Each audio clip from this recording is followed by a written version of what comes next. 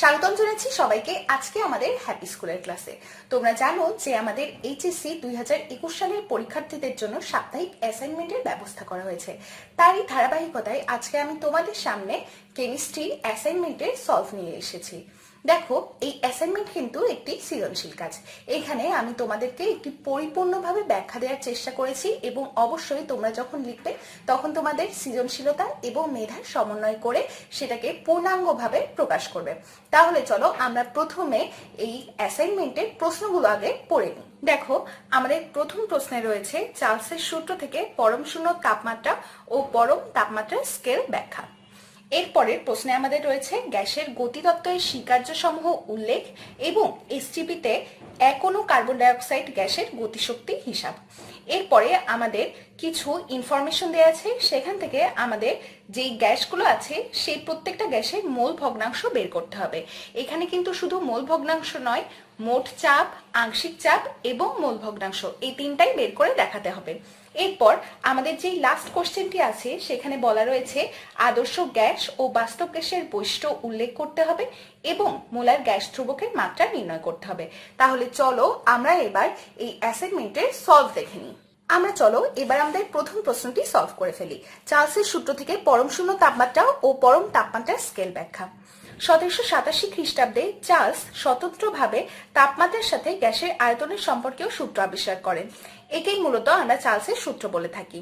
গ্যাসের চার্লসের সূত্রটি হচ্ছে স্থির চাপে নির্দিষ্ট ভরের কোনো গ্যাসের আয়তন প্রতি ডিগ্রি সেলসিয়াস তাপমাত্রা বৃদ্ধি বা হ্রাসের ফলে 0 ডিগ্রি সেলসিয়াস তাপমাত্রায় তার আয়তনের 1/273 ভাগ হারে যথাক্রমে বৃদ্ধি বা হ্রাস পায়।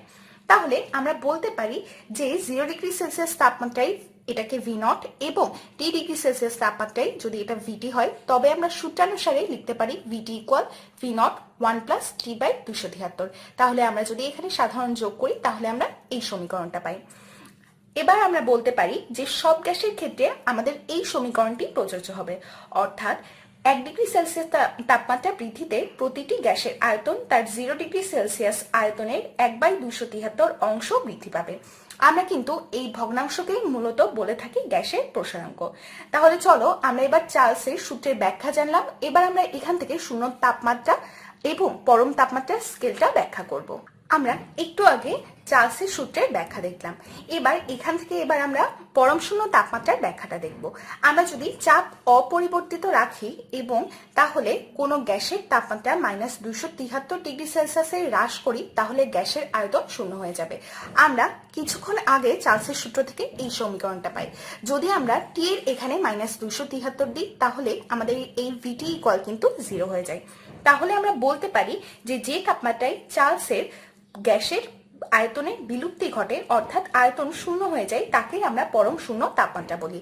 তাহলে আমাদের যেহেতু এখানে -273 দিলে আয়তন শূন্য হয়ে যাচ্ছে, তাই আমরা পরম শূন্য তাপমাত্রা -273 ডিগ্রি সেলসিয়াস বলতে পারি। আমরা বলতেই পারি যে তাপমাত্রা বৃদ্ধি করলে সব গ্যাসের আয়তন বৃদ্ধি পায় এবং তাপমাত্রা হ্রাস করলে আয়তন হ্রাস পায়। এক্ষেত্রে আমরা কিন্তু একটি লেখচিত্র দেখে নিতে পারি। আমরা যদি এখান থেকে একটি লেখচিত্র অঙ্কন করি তাহলে দেখব যে স্থির চাপে গ্যাসের আয়তন সরল রৈখিকভাবে হ্রাস পায়। বাস্তব ক্ষেত্রে এই -273 ডিগ্রি সেলসিয়াস নিম্ন তাপমাত্রায় পৌঁছার বহু পূর্বে কোনো গ্যাস বা যে কোনো কিছুই কোনো না কোনো তাপমাত্রায় তরল হয়ে যায়। এরপর আর কিন্তু কোনো পরীক্ষণ বিন্দু পাওয়া যায় না, কিন্তু সরলরেখা সমূহকে নিম্ন তাপমাত্রার দিকে প্রসারিত করলে দেখা যায় যে এই -273 ডিগ্রি সেলসিয়াস তাপমাত্রায় সব গ্যাসের আয়তন তাত্ত্বিকভাবে শূন্য হয়ে যায়। এই তাপমাত্রা গ্যাসের প্রকৃতি বা চাপের উপর নির্ভর করে না, তাই মূলত এই -273 ডিগ্রি সেলসিয়াস তাপমাত্রাকে আমরা বলে থাকি পরম শূন্য তাপমাত্রা। এখানে একে কিন্তু পরম চিহ্ন দ্বারা প্রকাশ করা হয়। সূক্ষ্ম হিসাবে এই তাপমাত্রা হচ্ছে মূলত -273.15 ডিগ্রি সেলসিয়াস, তবে আমরা সাধারণত -273 ডিগ্রি সেলসিয়াস বলে থাকি। আবার এই তাপমাত্রাকে পরম শূন্য তাপমাত্রা বলার কিন্তু আরেকটি কারণ আছে, কারণ তাত্ত্বিকভাবে এই তাপমাত্রার নিচে আর কোনো তাপমাত্রা হতে পারে না। আজ পর্যন্ত কোনো গ্যাসকে পরম শূন্য তাপমাত্রায় পৌঁছানো সম্ভব হয়নি, তবে বিশেষ পদ্ধতি অবলম্বনে 10⁻⁻5 কেলভিন পর্যন্ত পৌঁছানো সম্ভব হয়েছে। আমরা আরো জানি যে তাপমাত্রা হ্রাস করলে অণুর গতিশক্তি হ্রাস পায়, সুতরাং গ্যাসের গতিবেগও কিন্তু হ্রাস পায়। এক্ষেত্রে পরমশূন্য তাপমাত্রায় গ্যাসের ভ্রমণ বা স্থানান্তর একেবারে কিন্তু স্তব্ধ হয়ে যায়। এই সময় অণুসমূহ পরস্পরের খুব নিকটে আসে, ফলে আয়তন কিন্তু খুব কমে যায়। কেননা পরমশূন্য তাপমাত্রায় পৌঁছার পূর্বেই গ্যাস তরল বা কঠিন হয়ে যায়, কখনোই গ্যাস থাকে না। তবে গতিতত্ত্বের স্বীকার্য অনুযায়ী যেহেতু অণুসমূহের গড় গতিশক্তি পরম তাপমাত্রার সমানুপাতিক, তাই তাপমাত্রা হ্রাসের সাথে অণুসমূহের সব রকমের শক্তি অর্থাৎ গতি, ঘূর্ণন, কম্পন হ্রাস পায় এবং পরমশূন্য তাপমাত্রায় অণুসমূহের গতিশক্তি তথা গতিবেগ শূন্য হয়। তাহলে এখান থেকে আমরা কিন্তু এভাবে ব্যাখ্যাটা করতে পারি। তোমাদের যদি মনে হয় আমি যেই ব্যাখ্যাটা বললাম সেগুলো কিন্তু তুমি ইনক্লুড করতে পারো, যদি তোমাদের মনে হয় যে তাহলে স্ট্যান্ডার্ড আরো বেশি হবে। তোমরা আপাতত এভাবে করে ফেলতে পারো, কারণ আমি তোমাদেরকে জাস্ট মেইন থিমটুকু বলেছি। তোমরা অবশ্যই, যেহেতু এটি সৃজনশীলতার কাজ, তোমাদের মেধা খাটিয়ে আরো একটু বেশি সুন্দরভাবে লেখার চেষ্টা করবে। তাহলে চলো আমরা আমাদের পরের প্রশ্ন দেখি। এবার আমরা চার্লসের সূত্র অনুসারে পরম তাপমাত্রা স্কেলের ব্যাখ্যা দেখব। দেখো, আমরা একটু আগেই চার্লসের সূত্রের ব্যাখ্যা জেনে আসলাম। সেখান থেকে পরম শূন্য তাপমাত্রা অর্থাৎ -273°C শূন্য হিসাবে ধরে তাপমাত্রা পরিমাপের একটি নতুন স্কেল উদ্ভাবন করা হয়েছে।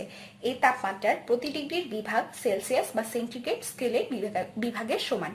এই স্কেলকে তাপমাত্রার পরম স্কেল বলা হয়। সেলসিয়াস স্কেলে তাপমাত্রাকে ছোট হাতের টি এবং পরম স্কেলে তাপমাত্রাকে বড় হাতের টি দ্বারা নির্দেশ করা হয়। তাহলে আমরা বলতেই পারি সংজ্ঞানুসারে 0 কেলভিন অনুরূপ 273°C। এই চিহ্ন দ্বারা আমরা মূলত অনুরূপ বোঝাই। এবং যেহেতু 1 কেলভিন পার্থক্য ইকুয়াল টু 1°C পার্থক্য, আমরা বলতেই পারি টি অনুরূপ 273 প্লাস টি, অর্থাৎ T°C অনুরূপ 273 প্লাস টি। এবং এখান থেকে কিন্তু আমরা একটি সমীকরণ লিখতে পারি।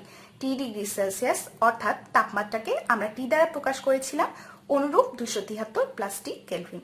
এটি ছিল আমাদের মূলত পরম তাপমাত্রা স্কেল। এবার চলো আমরা আমাদের নেক্সট কোয়েশ্চেনে যাই। এবার দেখো, আমাদের নেক্সট কোয়েশ্চেনে বলা হয়েছে গ্যাসের গতিতত্ত্বের স্বীকার্যসমূহ উল্লেখ এবং এসটিপিতে এক অণু কার্বন ডাই অক্সাইড গ্যাসের গতিশক্তি হিসাব। তাহলে আমরা প্রথমেই দেখে নেব গ্যাসের গতিতত্ত্বের স্বীকার্যসমূহ। এই গ্যাসের গতিতত্ত্বের স্বীকার্যসমূহের আগে আমরা জেনে নেব গ্যাসের গতিতত্ত্ব কি। গ্যাস সমূহের সাধারণ ভৌত ধর্মসমূহ ব্যাখ্যা করার জন্য বিভিন্ন বিজ্ঞানী বিভিন্ন সময় বিভিন্ন মতবাদ দিয়েছেন। এই মতবাদগুলোর মধ্যে যেগুলো গৃহীত হয়েছে তাকে মূলত বলা হয় গ্যাসের গতিতত্ত্ব। এই গ্যাসের গতিতত্ত্বের স্বীকার্যসমূহকে আমরা মূলত দুই ভাগে ভাগ করতে পারি, আণবিক স্বীকার্য এবং গতীয় স্বীকার্য। তাহলে চলো এবার জেনে নিই আণবিক স্বীকার্য এবং গতীয় স্বীকার্যে আমাদের কি কি বৈশিষ্ট্য ছিল। আণবিক স্বীকার্যে বলা ছিল যে প্রত্যেক গ্যাস অণু নামক অসংখ্য ক্ষুদ্র ক্ষুদ্র কণা দ্বারা গঠিত। এরপরে বলা ছিল একই গ্যাসের অণুগুলোর ভর ও আকৃতি অভিন্ন, কিন্তু বিভিন্ন গ্যাসের অণুর ভর ও আকৃতি বিভিন্ন। এবং বলা ছিল গ্যাসের অণুসমূহের মোট আয়তন গ্যাস আধারের আয়তনের তুলনায় কিন্তু বেশ নগণ্য, অর্থাৎ অতি ক্ষুদ্র। এরপরে বলা ছিল গ্যাসের অণু গাণিতিক দৃষ্টিকোণ হতে বিন্দুর ন্যায়, অর্থাৎ অতি ক্ষুদ্র। এরপরে বলা ছিল গ্যাসের প্রেষণ মাত্রা উচ্চ। এগুলোকে মূলত গ্যাসের আণবিক স্বীকার্য বলা হয়। এবার চলো আমরা গতীয় স্বীকার্যগুলো দেখে নিই। গ্যাসের গতীয় স্বীকার্যের মধ্যে প্রথমেই ছিল গ্যাসের অণু প্রচন্ড বেগে বিভিন্ন স্থানে বিভিন্ন দিকে ভ্রমণ করে এবং প্রচন্ড বেগে আঘাত করে। এরপরে বলা ছিল গ্যাসের অণুর নিজেদের মধ্যে কোনো আকর্ষণ ও বিকর্ষণ নেই, অর্থাৎ এরা নিউট্রাল, কাউকে কখনো আকর্ষণও করে না এবং বিকর্ষণও করে না। এরপরে বলা ছিল প্রতিটি আণবিক সংঘর্ষ স্থিতিস্থাপক। এরপরে বলা ছিল প্রতি একক সময়ে প্রতি একক ক্ষেত্রফলে ধারকের দেয়ালের সাথে গতিশীল অণুর সংঘর্ষে গ্যাসীয় অবস্থার সৃষ্টি হয়, অর্থাৎ এরা কিন্তু প্রতি একক ক্ষেত্রফলে গতিশীল। এরপরে আমাদের বলা ছিল গ্যাসের গতিবেগ ও গড় গতিশক্তি এর কেলভিন তাপমাত্রার সমানুপাতিক। এগুলো ছিল হচ্ছে আমাদের গ্যাসের গতীয় স্বীকার্য। গ্যাসের গতিতত্ত্বের এই আণবিক স্বীকার্য এবং গতীয় স্বীকার্যের আমরা ব্যাখ্যা জানলাম। এবার চলো আমাদের আরেকটি ম্যাথ ছিল, সেই ম্যাথটি দেখা যাক। তাহলে আমরা এই ম্যাথটি দেখে নিই। এসটিপিতে এক অণু কার্বন ডাই অক্সাইডের গতিশক্তি আমাদের এখানে হিসাব করতে হবে। আমরা জানি যে গ্যাসের অণুসমূহ প্রচন্ড বেগে বিভিন্ন স্থানে ভ্রমণ করে এবং তারা প্রতি একক সময়ে প্রতি একক ক্ষেত্রফলে ধারকের দেয়ালের সাথে আঘাতপ্রাপ্ত হয়, ফলে তাদের সেখানে গতিশক্তির সৃষ্টি হয়। গতিশক্তির সূত্র থেকে আমরা জানি E = 3/2 nRT। এখানে এই ছোট হাতের এন দ্বারা মোলকে বোঝায়, অর্থাৎ আমরা মোল ইকুয়াল টু লিখতে পারি এন বাই এন এ। এই বড় হাতের এন ইকুয়াল টু আমরা বলি অণুর সংখ্যা এবং এন এ দ্বারা আমরা বোঝাই অ্যাভোগাড্রো সংখ্যা, যেটা 6.023 ইন্টু 10⁻23। তাহলে আমরা এখান থেকে এই সূত্রটা লিখতে পারি, যেহেতু আমাদের এক অণু কার্বন ডাইঅক্সাইডের গতিশক্তি হিসাব করতে হবে। তাহলে আমরা 3/2 এন, এই এন এর জায়গায় আমরা এন বাই এন এ লিখতে পারি ইন্টু আর ইন্টু টি। আমরা জানি যে এসটিপিতে টি ইকুয়াল টু 273 কেলভিন, আর এর মান 8.314 জুল পার কেলভিন পার মোল। এই আর এর মান কিন্তু বিভিন্ন জায়গায় বিভিন্ন রকম হয়, যেহেতু আমরা এসটিপিতে নিচ্ছি তাই আর এর মান এখানে 8.314 জুল পার কেলভিন পার মোল। এবং এখানে আমাদের একটি অণুর কথা যেহেতু বলা হয়েছে তাই n ইকুয়াল 1। এবার আমরা যদি সবগুলো এখানে বসিয়ে দিই এবং ক্যালকুলেশন করি তাহলে আমরা এই মানটা পাই। আমরা এভাবে কিন্তু খুব সহজেই এই ম্যাথটা সলভ করে ফেলতে পারি। এবার চলো আমরা আমাদের নেক্সট কোয়েশ্চেন দেখি। দেখো আমরা ডাল্টনের আংশিক চাপ সূত্র মতে এবার পাই P1V1 plus P2V2 plus V3V3 by V। তাহলে আমরা কার্বন ডাইঅক্সাইড, নাইট্রোজেন ডাইঅক্সাইড এবং মিথেনের ক্ষেত্রে যে চাপ এবং আয়তন পেয়েছিলাম তা যদি এখানে লিখে ক্যালকুলেশন করি তাহলে আমরা পাই 1.503 atm। এবার আমরা জানি যে কোনো গ্যাসের মোল ভগ্নাংশ x equal P by P total, অর্থাৎ সেই গ্যাস সিলিন্ডারে যে পরিমাণ চাপ প্রয়োগ করছে এবং মোট যে পরিমাণ চাপ প্রয়োগ করছে। তাহলে আমরা যদি কার্বন ডাইঅক্সাইডের মোল ভগ্নাংশ বের করি তাহলে হবে P carbon dioxide by P total. আমরা পি কার্বন ডাইঅক্সাইড কিন্তু পেয়েছিলাম, আমরা জানি কার্বন ডাইঅক্সাইডের আংশিক চাপ ছিল 1 atm, তাই 1 বাই 1.503 যা আমরা এখান থেকে পাই মোট। তাহলে আমরা ক্যালকুলেশন করলে অ্যান্সার আসবে 0.66।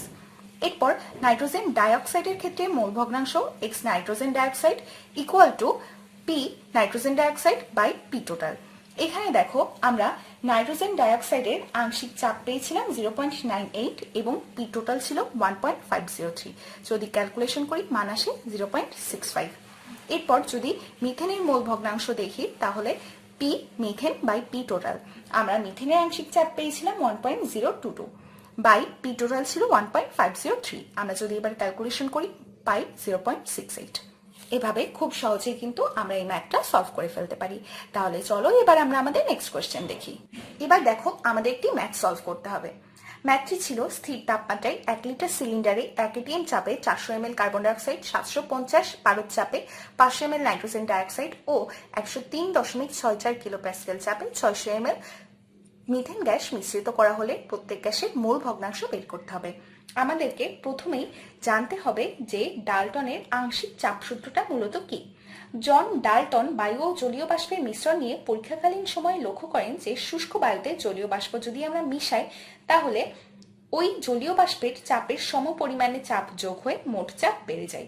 অর্থাৎ গ্যাস মিশ্রণের মোট চাপ এর প্রতিটি উপাদান মিশানোর আগে এককভাবে যে চাপ দেয় তার যোগফলের সমান। এই ক্ষেত্রে গ্যাস মিশ্রণের প্রতিটি উপাদান গ্যাসের চাপকে ওই গ্যাসের আংশিক চাপ বলা হয়। যেহেতু এখানে আমাদের মোট চাপ, আংশিক চাপ এবং মোল ভগ্নাংশ বের করতে হবে, তাহলে এবার চলো আমরা জেনে নিই মোল ভগ্নাংশ কি। মোল ভগ্নাংশ হচ্ছে মূলত কোনো গ্যাস মিশ্রণের একটি উপাদানের মোল সংখ্যার সঙ্গে ওই মিশ্রণে উপস্থিত সব উপাদানের মোট মোল সংখ্যার অনুপাতকে ওই উপাদানের মোল সংখ্যা বলে। তাহলে চলো এবার আমরা সলভ করি। মোট আয়তন আমাদের ভি ইকুয়াল কিন্তু দিয়ে দেওয়া আছে 1 লিটার। এরপর কার্বন ডাইঅক্সাইডের আংশিক চাপ তাহলে আমরা এখান থেকে পাই P1 ইকুয়াল 1 atm যা আমাদের দিয়ে দেওয়া আছে। দেখো আমরা সবগুলোকে এবার এটিএম এ নিয়ে আসবো, অর্থাৎ আমাদের যেই তিনটি গ্যাস রয়েছে সেই সবগুলো চাপকে আমরা এটিএম এ আনবো এবং আয়তনগুলোকে আমরা লিটারে আনবো। তাহলে এখানে 400 মিলিলিটার রয়েছে, আমরা যদি 10⁻³ গুণ করি তাহলে আমাদের লিটারে চলে আসে। নাইট্রোজেন ডাইঅক্সাইডের ক্ষেত্রে দেখো আমাদের পারদ চাপ যেহেতু দেয়া রয়েছে, আমরা যদি 760 দ্বারা ভাগ করি তাহলে আমরা কিন্তু এটিএম এ পাই এবং এখানেও আমাদের মিলিলিটারে দেওয়া রয়েছে, আমরা 10⁻³ গুণ করলে এটা লিটারে পেয়ে যাব। এরপর মিথেনের ক্ষেত্রে আংশিক চাপ আমাদের দেয়া রয়েছে কিলোপ্যাসকেলে। আমরা যদি 101.325 দ্বারা ভাগ করি তাহলে আমরা এটাকে এটিএম এ পেয়ে যাব, এবং আয়তন যেহেতু 600 ml রয়েছে, আমরা যদি 10⁻³ দ্বারা গুণ করি তাহলে আমরা লিটারে পেয়ে যাব। দেখো, এবার আমাদের রয়েছে আদর্শ গ্যাস ও বাস্তব গ্যাসের বৈশিষ্ট্য উল্লেখ করতে হবে এবং মোলার গ্যাস ধ্রুবকের মাত্রা নির্ণয় করতে হবে। আদর্শ গ্যাসের বৈশিষ্ট্যে যাওয়ার আগে আমাদের জানতে হবে যে আদর্শ গ্যাসের সংজ্ঞা কি। যেসব গ্যাস সব অবস্থায় বয়লের সূত্র ও চার্লসের সূত্র মেনে চলে তাদেরকে মূলত আদর্শ গ্যাস বলা হয়। গ্যাসের আণবিক গতিতত্ত্বের স্বীকার্য মতে গ্যাসের অণুগুলোকে সূক্ষ্ম কণা রূপে গণনা করা হয়েছে।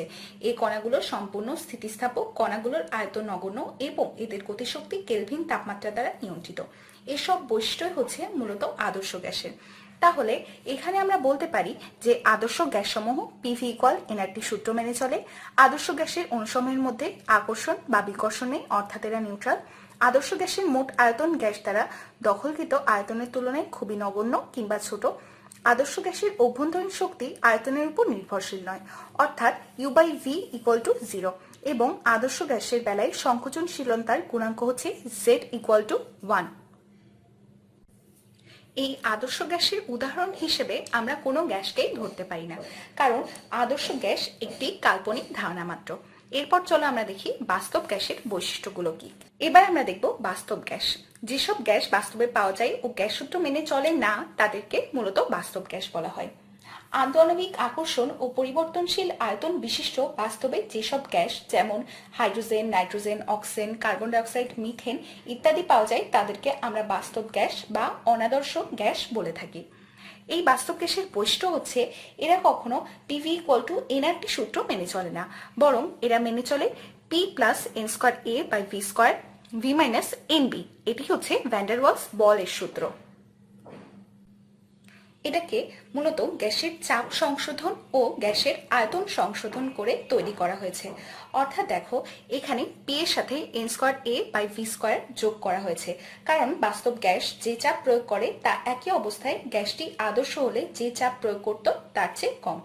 তাই এই পরিমাণ আমরা যোগ করি এবং দেখো এখান থেকে V-nb পরিমাণ বাদ দেওয়া হয়েছে। কারণ কি? কারণ এখানে আয়তনকে সংশোধন করা হয়েছে। আদর্শ গ্যাস সমীকরণে অণুগুলোর মুক্ত চলাচলের জন্য ভি আয়তন ধরা হয়, এবং বাস্তব গ্যাসের জন্য তা কিন্তু সঠিক নয়।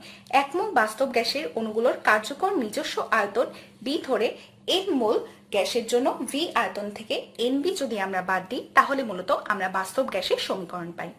এরপর আমাদের দ্বিতীয়তে রয়েছে বাস্তব গ্যাসের অণুতে আকর্ষণ এবং বিকর্ষণ বল বিদ্যমান, অর্থাৎ তারা পরস্পরকে আকর্ষণ এবং বিকর্ষণ করে। এরপর রয়েছে বাস্তব গ্যাসের অণুসমূহের মোট আয়তন গ্যাস দ্বারা দখলকৃত আয়তনের তুলনায় নগণ্য নয়, অর্থাৎ সেটার মানকে আমরা বাদ দিয়ে দিতে পারি না। এরপর রয়েছে বাস্তব গ্যাসের অভ্যন্তরীণ শক্তি গ্যাসের আয়তনের উপর নির্ভরশীল। এরপরে রয়েছে বাস্তব গ্যাসের বেলায় PV/RT = Z ≠ 1। এগুলোই হচ্ছে মূলত বাস্তব গ্যাসের বৈশিষ্ট্য। এবার দেখো আমরা বের করব মোলার গ্যাস ধ্রুবকের মাত্রা। আদর্শ গ্যাস সমীকরণ PV = nRT এর ধ্রুবক R কে সার্বজনীন গ্যাস ধ্রুবক বা মোলার গ্যাস ধ্রুবক বলে, কারণ একই তাপমাত্রা ও চাপে এক মোল যে কোনো গ্যাসের মোলার আয়তন সমান হয়। সব গ্যাসের বেলায় ওই গ্যাস ধ্রুবকের মান একই হয়। তাহলে আমরা এখান থেকে মোলার গ্যাস ধ্রুবক R এর বিভিন্ন পদের মান বের করতে পারি। যদি বের করি তাহলে আমরা R কে যদি এই সাইডে নিয়ে আসি তাহলে আমরা কিন্তু এখান থেকে এই R এর মাত্রা বের করতে পারি। তাহলে চলো শুরু করা যাক। আমরা জানি PV = nRT। তাহলে আমরা যদি R কে এই সাইডে নিয়ে আসি তাহলে আমরা পাই PV/NT। এখানে দেখো আমরা P × V এবং 1/n লিখতে পারি এবং 1/T লিখতে পারি। আমরা এখানে শুধু আলাদা আলাদা করে নিয়েছি। এরপর P = আমরা চাপ লিখতে পারি, V = আয়তন, n = 1/mol এবং এই বড় হাতের T = কেলভিন। তাহলে চাপ = আমরা কি জানি? আমরা জানি বল/দৈর্ঘ্য স্কয়ার। এখান থেকে কিন্তু আমরা আরেকটি ব্যাপার জানতে পারি যে বল/দৈর্ঘ্য স্কয়ার যেহেতু, তাই আমরা এখান থেকে আরেকটি মাত্রা বা একক পাই যে নিউটন/মিটার স্কয়ার। তাহলে এখানে আমরা পাই দৈর্ঘ্য কিউব 1/mol 1/কেলভিন। যদি আমাদের এখানে কাটাকাটি হয়ে যায় আমাদের কিন্তু উপরে একটি দৈর্ঘ্য থাকে এবং বল × দৈর্ঘ্য বাই মোল সংখ্যা × কেলভিন। তাহলে বল × দৈর্ঘ্য সমান আমরা লিখতে পারি কাজ বা শক্তি, এবং যদি এগুলোকে আমরা উপরে নিয়ে আসি তাহলে এখানে ইনভার্স হয়ে যায়, অর্থাৎ পার মোল পার কেলভিন। এভাবে কিন্তু আমরা খুব সহজেই মোলার গ্যাস ধ্রুবকের মানটা বের করতে পারি। এই ছিল আমাদের আজকের কেমিস্ট্রি অ্যাসাইনমেন্টের সলভ। পরবর্তীতে আমরা তোমাদের সুবিধার জন্য আরো অ্যাসাইনমেন্টের সলভ নিয়ে আসবো। ততদিন সুস্থ থাকো, ভালো থাকো এবং পরবর্তী ক্লাসের আমন্ত্রণ জানিয়ে আজকে আমরা এখানেই শেষ করছি।